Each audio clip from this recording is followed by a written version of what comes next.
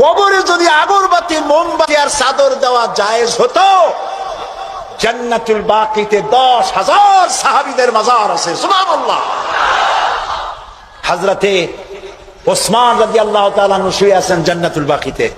হযরতে আয়েশা আমাদের মা রাদিয়াল্লাহু তাআলা আনহা শুয়ে আছেন জান্নাতুল বাকিতে উন্মুক্ত আকাশের নিচে। আহারে। হযরতে আব্দুল্লাহ ইবনে মাসউদ রাদিয়াল্লাহু তাআলা আনহু, হযরতে আব্দুল্লাহ ইবনে মাসউদ দেখতে খুব খাটো খোটো ছিলেন, পা ছিল একেবারে ছোট।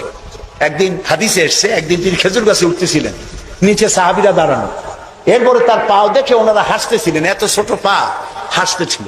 রাসূলুল্লাহ বললেন, সাহাবীরা আব্দুল্লাহর পা দেখে হাসতেছো?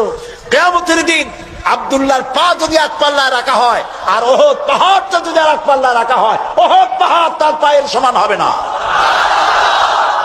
এই হযরতে আব্দুল্লাহ ইবনে মাসউদ রাদিয়াল্লাহু তাআলা আনহু শুয়ে আছেন জান্নাতুল বাকিতে, চাদর নাই, আগরবাতি নাই, মোমবাতি নাই, কিচ্ছু নাই। রাসূলুল্লাহ বলেছেন, জান্নাতুল বাকিতে, বাকি থেকে কিয়ামতের দিন 70,000 আহলে বাকি চাঁদের মতো চেহারা নিয়ে বিনা হিসাবে আল্লাহর জান্নাতে চলে যাবে। ওইখানে চাদর নেই।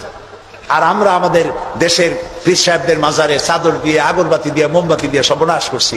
প্রিয় ভাই সব, এটি শিরক, এটা জীবনেও আমরা আর করবো না। রাজি আছেন?